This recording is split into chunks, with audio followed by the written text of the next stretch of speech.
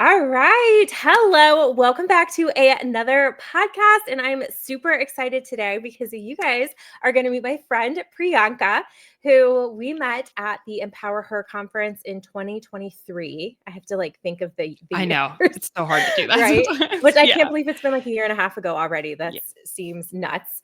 But Priyanka and I met. We were actually roommates. We had never met before we were roommates. And we instantly headed off at the airport, heading over. We have so much in common. And as she was telling me her story that weekend, I was just like, oh my gosh, this is insane. So cool. All the cool places you've been to and all the cool things that you have done with your travel business throughout time. So anyway, I'm just super excited for you to chat with us. So Priyanka, tell us a little bit about you, where you're at right now, all the things, and we'll dive in. Yeah, thanks so much for having me on. Yeah, oh my gosh, where to even start? So, as you mentioned, I've had this travel business. I've had this for such a long time now, it feels like. But I think at the core of it, it's just because travel has really, really shaped the person that I am today. I've traveled for as long as I can remember. The first trip being going back to India to visit family when I was a little kid. And I think I just quickly realized how important and impactful seeing the world is and how much it really helps shape your perspective and just I don't know how fun and beautiful it is. And so I knew early on that I was interested in sharing travels with everyone. And people kept asking me too very early on in my career, how do you balance travel with a full time job? And so that was like my first impetus for starting Champagne Flight, which has evolved so much over the years, but it's a travel brand near and dear to my heart. And so it really just started with documenting my trips. And then what I love about it is it's grown with me as I've grown both as a woman, but also as a traveler. And Yeah. so now today, what it is it's a curated travel platform where I provide resources to help you plan your trips. So from itineraries to like foodie guides, and really the whole goal of it and the angle with it is to support local, to discover different experiences that aren't the typical, going to be on every single website where you see, okay, it's the Eiffel Tower in Paris, but just really being able to have kind of this incredible local experience. So I've had so much fun with it. I just added points and miles to the blog as well because it's Yeah. something that I do. It's how I travel. Mhm. Yeah, so I guess that's a little bit about me. Yeah. Okay. What year did you start the blog? Oh my gosh, what year did I start it? It's been forever. It's been forever. I think I first started it. I started a version of it maybe in 2015 when Wow. blogs weren't really a huge thing. I think back then it was Yeah. called Sporks in the Road, Oh because my gosh, I that's so cute. because I wanted Forks that wasn't available, Yeah. and then Sporks was Right. kind of silly and fun, Uh-huh. and then it evolved into Champagne Flight. So yeah, I've had it for 10 years basically. That's so cool. That's so cool. Yeah. So you sit down, you write this blog. How have you been able to over time either monetize it, add things to it? Like what has that evolution looked like? Because I know that you have a pretty sizable Pinterest following, if I'm not mistaken. Yeah, I do. So yeah, tell us a little bit about all that. Yeah, so monetizing it has been a really just ever evolving process. Mhm. I think for me, when I first looked at it as a blog, I didn't think of it as a business. I thought of it, Yeah. okay, here's like a documentation of my Mhm. trips. Whenever, I mean, honestly, it was on to help me save time because people would be like, what did you do in Portugal? Yeah. And I was Mhm. typing it out over and over again. And instead, now I could send them a link. And then over time, and especially even right now, like really considering that, no, it's not, just this like side hustle hobby type thing. Like this is a true business, and thinking about it as a business owner and having that mindset about, okay, what are the Mhm. actual monetization strategies? And so I've monetized the blog through ads, through affiliates. I'll be honest, in the future, I'd like to take ads off. Like I think the user Yeah. experience is more important to me than the income Yeah. coming in from ads.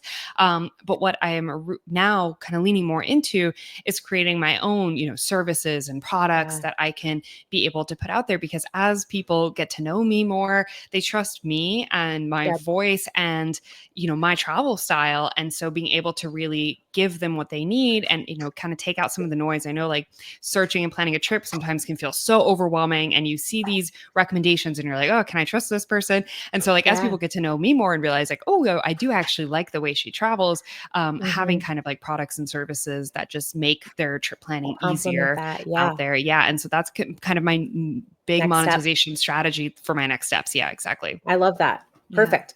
And now, do you use social media platforms I guess I don't really call Pinterest a social media platform. Do you have those as well that are linked to that? What are your opinions on social media? Like Oh, what's your, yes. because I So know many at one opinions. time you took a break from one of them, if I'm not Hmm. mistaken. And then I Yeah. think you came back. So like where are you stand with that? Tell me all the things. I have such a love-hate relationship with social media. I I really know. do. Yeah. So I think for me, the way that I see it, so I do have an Instagram and TikTok, and I rebranded them to actually be more of my name. So instead of Mm, Champagne Flight, like they were yep. before, they're P.S.Juneja. So like my initials and my last name. And the reason for that is I wanted my social media presence to be more of my personal brand and like a Mm, come along my journey type thing. It's like more of like a creative outlet. I don't see, at least personally for what I'm building, I don't see social media as like a huge driver of traffic. mm, Like SEO optimization has been really important. Nurturing my newsletter community is mm, important. yep. Pinterest also drives a lot of traffic. The reason I have a love hate relationship with social media is just that I think like a personally as a consumer, it doesn't serve my mental health in the best way. Yeah.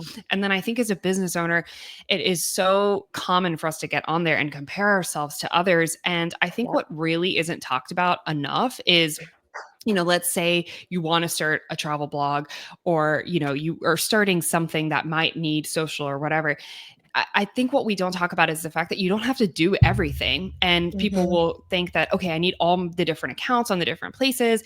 And you're like stretched too thin. And like you hate social media maybe, but you feel like you have to be on there. And like there's Yeah. there's different avenues and platforms that you can take. And so the biggest change and growth I saw to Champagne Flight was actually when I just said no to social media for a little bit and I doubled down on SEO optimization Mhm. and strategies there. And I really grew my social media, which if it make, I mean, my social media, sorry, my traffic Yeah. to my site. Mhm. Yeah. Which if you think about it, if you're like spread in too many different directions or you don't Yeah. genuinely enjoy something, it's really hard for it to make an impact. Yeah. Yeah, I totally understand that.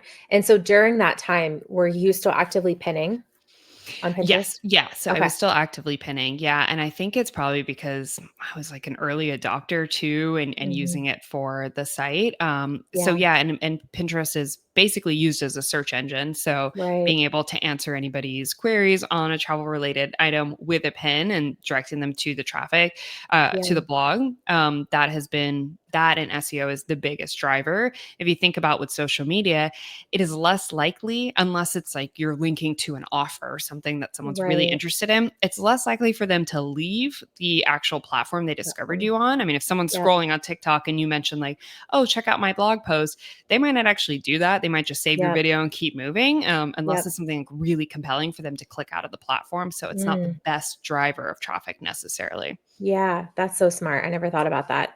Now, for Pinterest, do you mind sharing a little bit about your Pinterest strategy? Are you, because I'm assuming you're not making actually new content every week. Maybe I could be wrong. But I'm assuming you're doing a lot of repurposing or like making new pins for new blogs. Yeah, Is that exactly. okay? Yeah. So basically, what I do for each new blog post I put up, I create 3 unique pins. So that's Mm, unique images, titles, and I just create this in like I have a Canva template of yeah. different styles that I reuse, Oh, and so smart. I'll create 3 pins for the post. I'll put them in the post themselves, so it's easy for me to pin it from the post Oh, directly. And nice. then as I go later to repurpose, I'll either repin them or I'll create a few fresh pins that I'll just upload to Pinterest directly to try to Mm, kind of get more traffic to the blog or to ones that are doing really well. yeah, yeah, Yeah. that makes total sense. Now, sponsorships. If I'm not mistaken, now I'm like really racking my memory here. I feel like you had shared with me that you had done some sponsorships with some brands. Will you maybe tell us a little bit like how you got started with that, maybe how other people can get started with that in the travel space? Because I feel like that is one area that I see people doing, but I also feel like Mhm. there's a lot of like getting scared to pitch yourself or to put yourself out there to get started doing it. Yeah, I completely understand that. And I will say with pitching, you have to get comfortable with either silence or no's, but it's really Yeah. rewarding when, it does happen for you. Yeah. I would say that what you should do is you should come up with a list of these dream brands that you want to work with or dream destinations, whatever it may be, and start with a really short pitch. I mean, if you think about what these brands and tourism boards get every day, I mean, they're getting inundated in Yeah. their inbox all the time. And so they need to be able to say a quick yes or a quick no to whatever it Mhm. is that you pitch them. And so that's what I usually do. I just kind of like try to grab their attention with something. And then if I can get them to respond, then I can get more information. Okay. And if they do say no, I don't take no as like a no forever. I have a folder in my email and I'll put them into like a to pitch later, because sometimes Oh. they're saying no because maybe they've already allocated their budget for the year, or maybe Mhm. they want you to have different numbers than you do right now. And so that doesn't mean it's like a no forever. And you can Yeah. always, go back to them and say like, "Hey, I know this didn't work out last time, but I'm still really interested in working with you." So that would be like the first tip. The second tip too is, of course, make it about the brand. In my experience, I remember I pitched a brand one time and I had this whole idea of how we could work together. And they responded and they're like, "We really just like want images. So let's do this instead." And it was good that they spoke up, but a lot of brands might not. They might just see your pitch and Yeah. be like, "Oh, that's not a good fit." So I think being really clear on, "Hey, this is how I think we can work together, but like I want to align this with your goals," maybe doing some research into what are their goals. You'll see it over, social media, maybe on their website, and just kind of like making sure that you stand out. And then I guess the third tip I will give on that is being really professional. Mm. They have a lot of brands have been burned before by Yeah. somebody who has said they would do the work and then didn't quite deliver. And so being really communicative and knowing and over delivering, saying these are the deliverables, maybe throwing in something else in there, following up with any statistics you have on how well the content did. I mean, that really strengthens your relationship with the brand. I love that. That makes total sense. Now, do you kind of have, I'm sure you have some sort of organization system, but do you have like kind of like a rule for yourself where you're like working with one brand at a time? Like how do you have any tips on managing this once you do start getting some of these yeses? Yeah, so it all just depends on your monetization strategy. So recently, not that I don't do brand work, but there are going Mhm. to be, creators, business owners, whatever it may be, who exclusively focus on working with Yeah. brands. And so they're managing a bunch of different relationships. I like to see it as kind of a nice add-on if it's really aligned, because it is a lot of work and Right. you need to make sure you're delivering in the way that you said you would. And so for me personally, sometimes I prefer the passive strategy of the affiliates, the ads, promoting my own thing. Mhm. But that being said, I think like being realistic on how much time it's going to take you. One strategy that you could do is you could think about how much you want to make and how many hours of work that you want to do, and then kind of work backwards from there. And so it's like, okay, at all times, I need to have 2 to 3 brand deals Mm. in order to meet that requirement. I track everything in Notion. I really love Notion. I think it's great. It's as a brain Yeah. dump. And so that's where I track things, or again, through those email folders where I can just quickly sort something. Pull things out. Okay, Mhm. now I have a question this is going to show my ignorance because I have not personally worked with a brand in this way before. Are these brands where you already have their products, or are these brands where you're pitching them and you're like, "Hey, if you give me this product and some money, I'll do something for you." Like, how does that work? Yeah, no, it's a great question. So most of my experience has been with tourism boards and like more Mm. experiential brands, but I have Okay. worked with luggage brands before, and yeah, actually mostly luggage brands. And so for those, they do send you the product. One of them was just a pure trade out because I was like in love with the item, and I Okay. was like, I'll write something about this. I just really want Yeah. that. And I mean, you can decide if that's worth it for you or not. For me, it was Mhm. because I really wanted to talk about the item. For Yep. another one, they sent me their entire line, so Oh, that wow. I could be able to take the photos that they wanted, and to be able to work with them. So yeah, it kind of depends. I mean, I Mhm. personally think that you should only really work with brands either you've already done like extensive research on, or that you've tried their Yeah. products before, just because the last thing you want to do is promote something to your Mhm. audience that doesn't resonate with them, and then you lose Yeah. their trust. Yeah, 100%. I know I'm thinking now when you say that with luggage, there's like a specific luggage brand that I've like always really, really wanted, but they're pretty pricey. So I'm like, I have been like putting it off and I'm like, okay, maybe this is one that I need to pitch because I would really love that suitcase for my travels. Yeah, absolutely. And I think that's the important way to think about it too. When you're thinking about these relationships with brands, what kind of relationship do you want? Maybe if it's a brand that you're obsessed with, maybe you do start off with, hey, I can trade. If I can have this product, I can do this thing for you. I think you should know your worth and you should ask for Right. what you deserve. But maybe for you, that's worth it versus there's That's another brand enough. where you're like, Yeah. okay, I actually need to sell a package to them. Yeah, yeah, I love that. I love that. Okay, let's talk now about points and miles Sure. because you are the points and miles queen. And every time that you have shared with me that you're booking these first class flights, and I am one of those people who has always been too intimidated to use my miles. So convince me otherwise. Tell me Oh, how easy yes. it is. Go. Okay. So I am someone who hasn't paid for a flight in years. I Oh my God, haven't flown crazy. economy in years. Mhm. And I'm really afraid to go back if I ever have Yeah, to I'm one day. sure. And I Mhm. think the first thing that I like myth busting that I want to do is a lot of people, when I first talk to them points and miles, and myself included, when I first started, I was like, oh, I want to use my points and miles for economy. Like, why would I even try for business or first class when I could get more out of using it for economy? And so the first kind of like myth that I want to disprove for you here is actually business class is usually a better bang for your buck, because of the price tag of these flights and how many points it actually takes to book. And in some cases, you can actually book business class for maybe what you're already booking economy for points wise. Wow. They're a little bit harder to find, but that is why that I exclusively find them. So it's not because I'm like, I'm bougie, I must fly it this way, but because I actually think it's the best value that I can possibly get and a way to have this experience. So using points has been, I mean, hands down the best thing that I've ever done. If you ask my husband, he will say the same thing. It was in our wedding vows that he always will trust me with points and miles. Oh my gosh, that's Um, hysterical. so I'm hoping that that is kind of like a inspiration to get Yeah. started.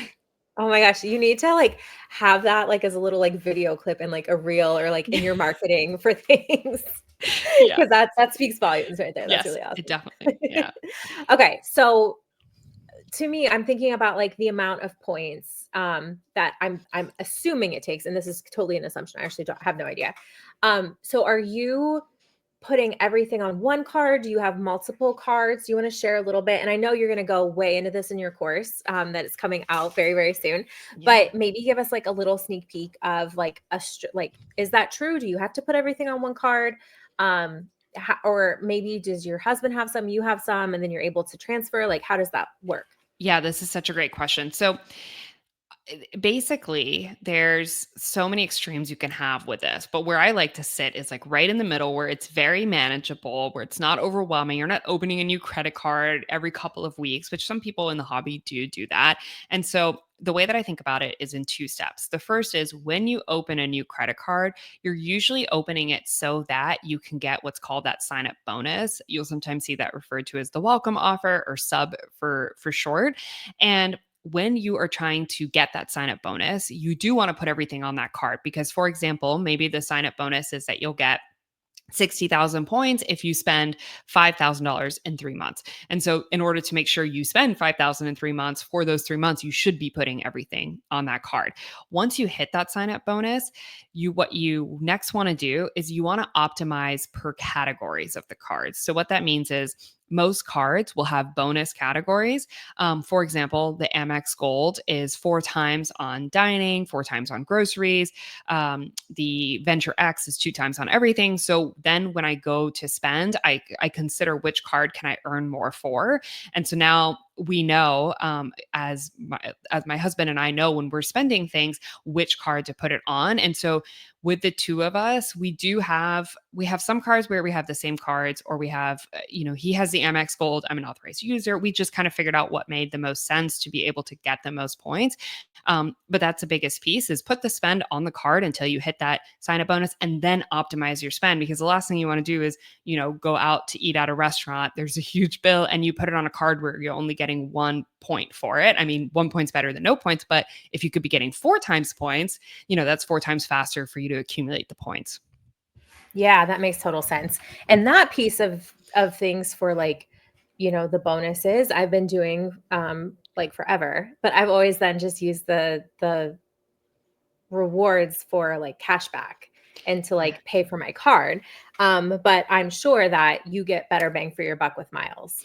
100%. So for cash back, this is the like caveat I would like to say. If you tell somebody who, like me, is really into the travel space and points and miles for flights, they're going to like shudder when I'm you sure. Yeah, yeah, when I'm you sure. talk about doing it. But what I would like, the caveat I'd like to say is like, depending on where you are in your life, if like you need that cash back, you need that cash back. Like, don't let Right. anyone tell you like you can't use your points this way. There are your points. But knowing what you could get out of them is also important, so you make that educated decision. When Yep. you take your points, if you use them within the travel portal of your credit card, you're likely still getting 1 point for the 1 cent. Like you're getting that 1-to-1 ratio. But the biggest bang for your buck is when you transfer your points out to your travel partner. So every credit card has travel partners, and that is when you're seeing 3 times as much value, 4 times as much value, 5 times as much. So that's Oh, how I'm able to fly business class. So for example, I flew Lufthansa first class. I don't quote me on the exact amount of miles, but let's just say it was 90,000 hmm, miles. That was a $10,000 flight. So, it like that's where they would have said that that was going to be just $900 in right. travel. But I got, Wow. like Like, $9,000 yeah, out of it. you got like So 10 times. Yeah. yeah. Yeah, Wow. so transferring it out is really the biggest bang for your buck, and that's where most people get stuck, because most people Mhm. either redeem their points for cash back or gift cards, or they book through the travel portal, which Yeah, that's what I is thought you had to do. mhm, Mhm. yeah, Interesting, because I was always scared to do that because then I'm like, "Okay, now I feel like I'm booking through, like, a third party, and then if I need to change the flight totally. or whatever," I'm like, I always book flights, direct, so that's good to know that you can actually transfer the flights to the partners. Now, I'm assuming every card has different partners then. Yeah, so a lot of there will be some overlap. Like some of the major players in the industry are Chase, and then Amex and Capital One, I would say, are like my top three that I use. Mhm. And you'll see partners across all three, or maybe it'll be Yeah. across two or just one. So it's good to know, especially if you have credit cards from each universe. Maybe you have a Chase card and a Capital One card. It's good to see like which partners overlap, because then let's say you have 30,000 Chase points and 40,000 Capital One, you could transfer to make 70 if it's the same travel partner. Oh, okay. So it's good to know that. But yeah, Yeah. they have quite a bit of travel partners that you can transfer to. So there really is a lot of optionality. It's just knowing, how to find them, where to look. And honestly, this Yep. is the step that most people just don't even know, is they'll book through the travel portal.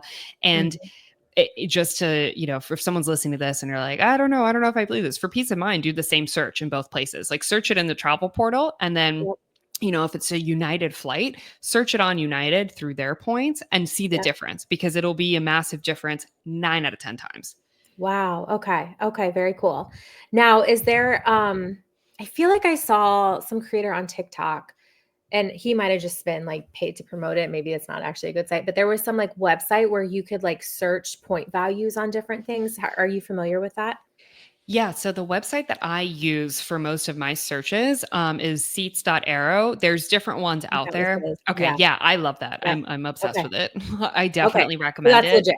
Yes, that's legit. It's definitely Okay, legit. I still think it's a good practice to understand how the partners work. So all you have to do is create an account, like a loyalty account on any of the partner airlines. mhm, And then once you do that, it's free to sign up. You don't have to worry about anything. You don't have to have any points with them to create the loyalty right. account. But once you do, you can, click the box that says book with miles, and you can run searches. It's just good to know how to do that. And back in the day, Yeah, like when I first started out, there was no seats.air or anything. So yeah, when I searched for a flight, I was going on every partner everyone. airline and Mhm, searching. And now, like 75%, probably even higher, my time has been saved because I do use that platform. But once you find availability on that platform, so let's say you look for, Charlotte to Munich, and you see it pop up on the platform, then you do want to still confirm availability on the actual airline site, because you don't Mhm. know if that availability, maybe it's outdated, maybe somebody grabbed the flight. So Mhm. before you transfer your points, just confirm that it actually exists. And that's why I recommend practicing how to search, because if you find your dream flight, the last thing you want to do is go, oops, I now need to create my loyalty account. I need to be able Yeah. to like figure out how to search this. So it's just good to be familiar with the systems. When you transfer points over, is it instantaneous or is there like some lag?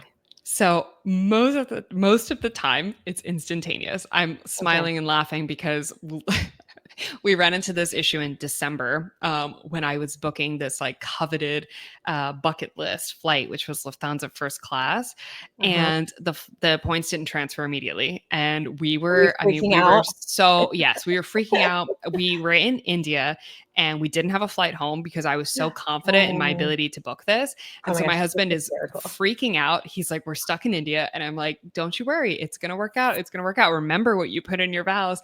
And Yeah. then the points did show up about 48 hours later. I don't know where they got stuck. 48 hours. Y Oh my Yes, gosh. thankfully, the flight was still there, Oh, wow. um, but, and actually we booked, because we had booked the first leg, we were able to get our points for that, so we booked the first leg, and so while we were on the first leg, the points showed up in the account, and we booked the second Oh leg my while on the gosh. flight.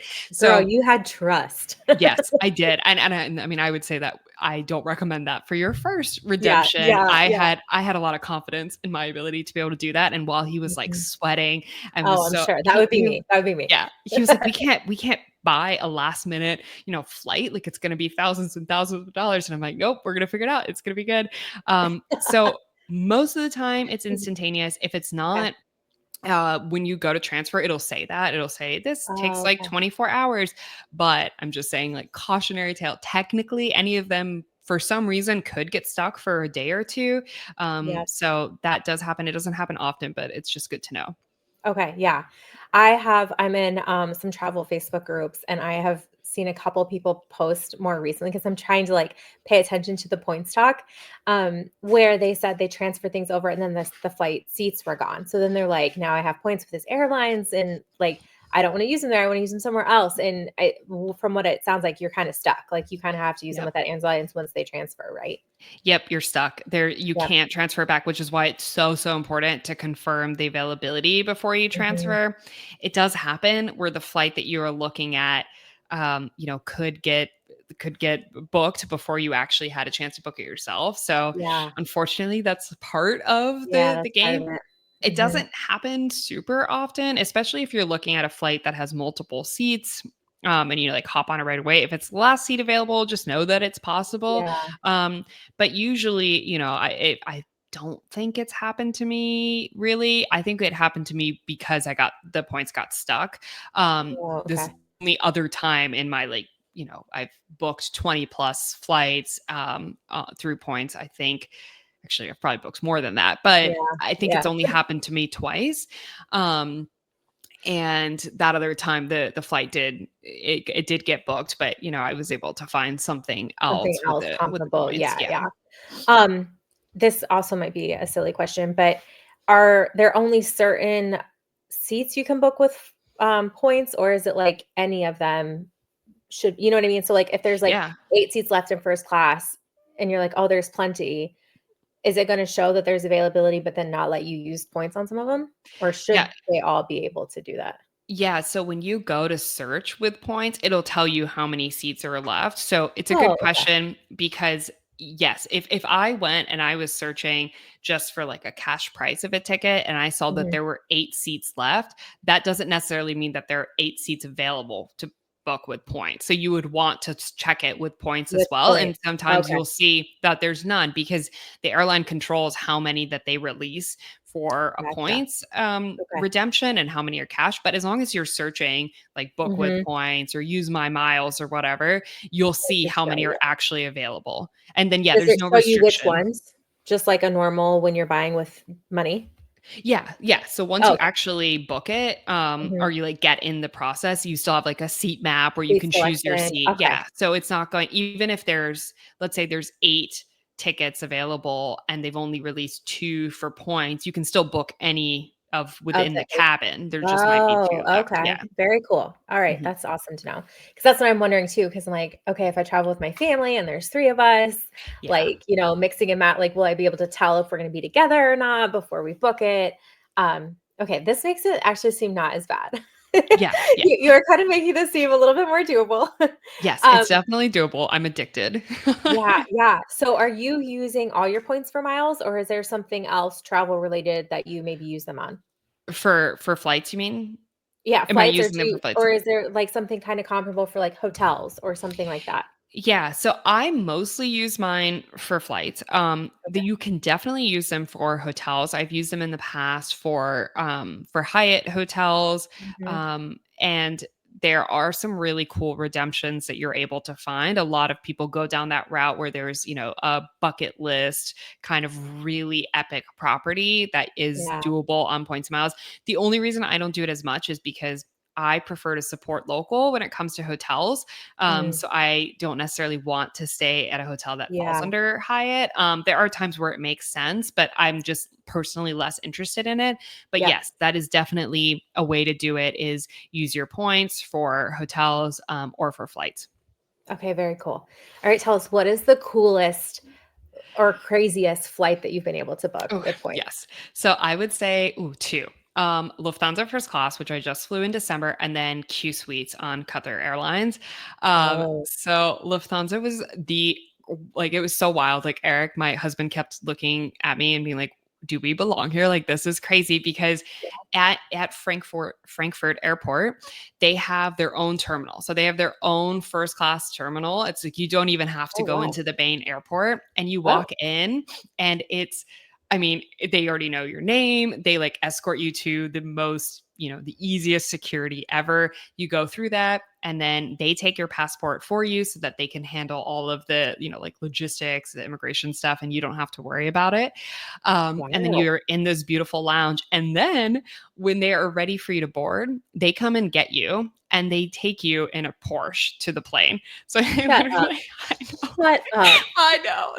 They're like, we're not even on the Is plane this yet. even real life? Like it was like Eric kept looking at me being like, "Oh my god, I can't believe this." And not only do He's like a they celebrity. drive you to the plane, there are other people who are flying, in the same cabin as you. They're in their separate cars. Like you're not you have your own car. What? I What? know. It's absolutely crazy. And then when you get on the flight, like they have caviar, it's just like champagne. The experience end to Wow. end, you feel like absolute royalty. So I loved that one, and then the reason I loved Q Suite so much was, one, it's just, it's a cool airline, but you basically, if you're sitting with a travel companion, when it's time to sleep, you can make the two seats into a bed. So Okay. so it was really cool because at one point I was like, oh, I was sleeping and I was like, are we back in our apartment in Boston? Apartment, Because it just like I yeah, felt like I was in a bed. And I think that's a really neat experience to share with yeah, somebody.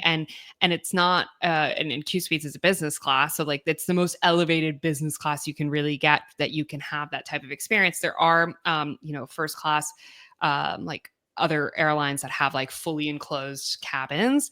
yeah, I've also flown Singapore first, which was incredible. Yeah, I mean, and these are such like fun experiences and memories that you'll treasure. And the reason why I think they're so worth it is what by the time you find that deal and you transfer your points and you do that, like you just feel so good that you earned this thing because you yeah. like looked for it, you dreamed about it, and then it happens. And then I feel like it's something that we'll always talk about.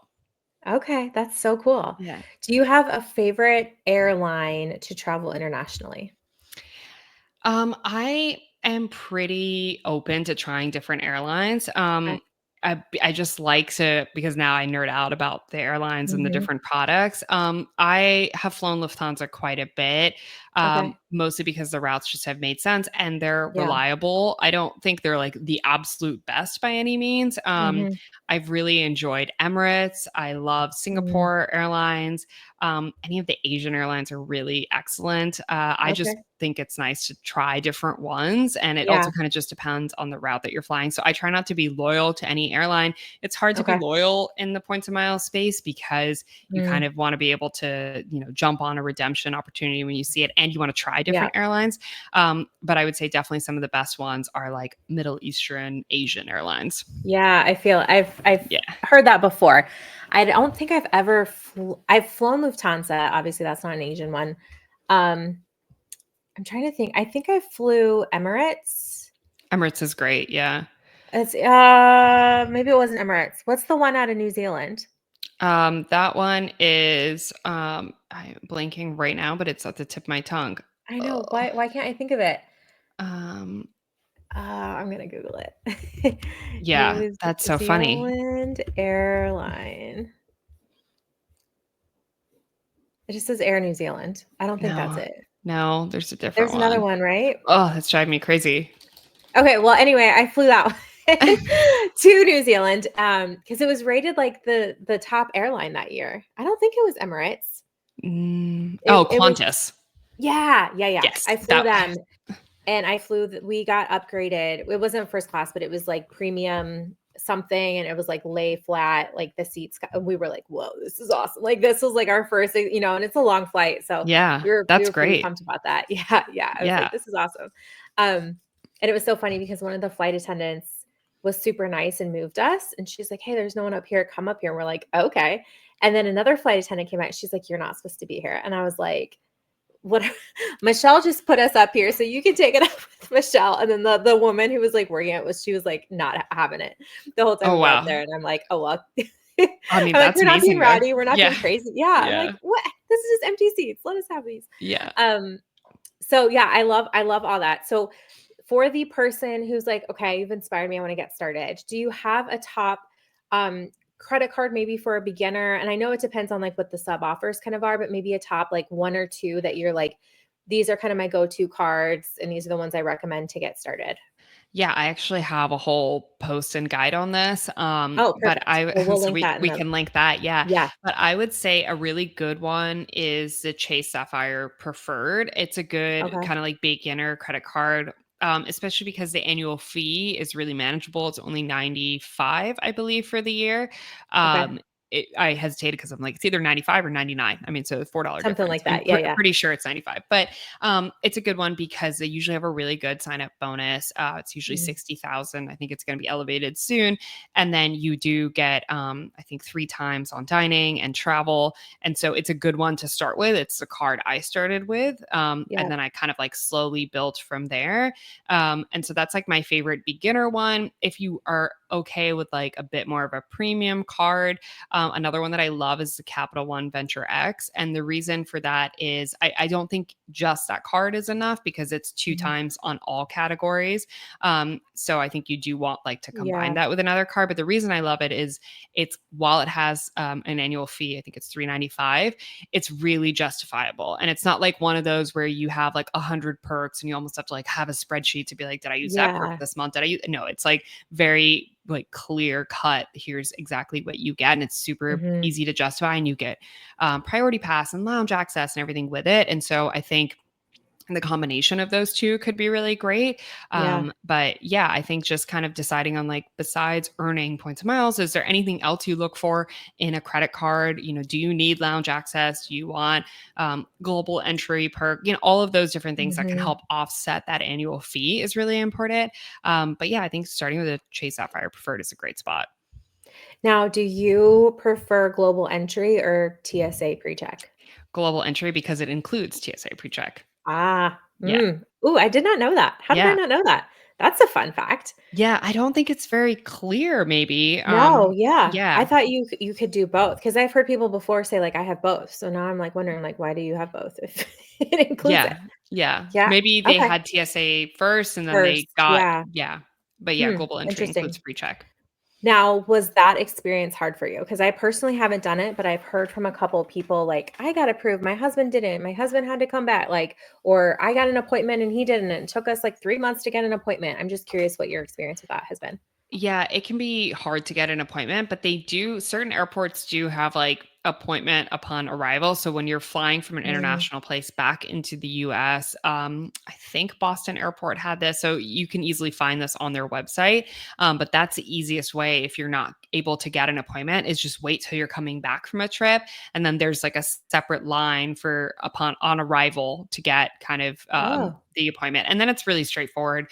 They ask you which countries you've been to in the last X amount of years, which mine was really funny because I started listing them all off. oh And my then he was gosh. like, that's enough. That's good. We're good. We don't need more. That's um, awesome. and yeah, it's once you have the appointment, it's really quick. Okay. Okay. Good to know.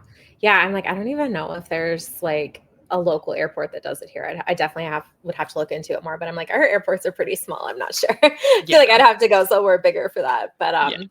very cool.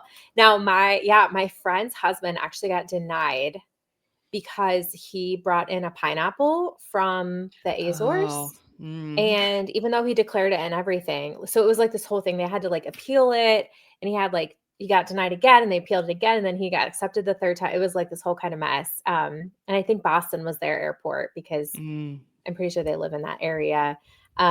But it was just like crazy. So she had told me that story, and then I went to the Azores, and I was like, absolutely not. We are not bringing back a pineapple. Like no pineapples. Like no anything like that. Yeah, they're pretty strict about like fruits and veggies being brought in and all of Yeah. that. So Right. Yeah. I can Which it I was can just see that happening.